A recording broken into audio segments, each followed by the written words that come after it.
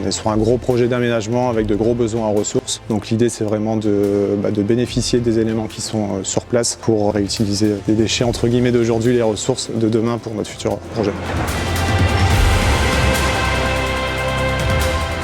On a démarré la mission par réaliser ce qu'on appelle un diagnostic ressources pour pouvoir identifier les différents gisements dans tous les bâtiments qui allaient être déconstruits et pouvoir identifier le potentiel de réemploi, de réutilisation. L'objectif c'était vraiment de maximiser le réemploi sur site et de diminuer l'impact carbone.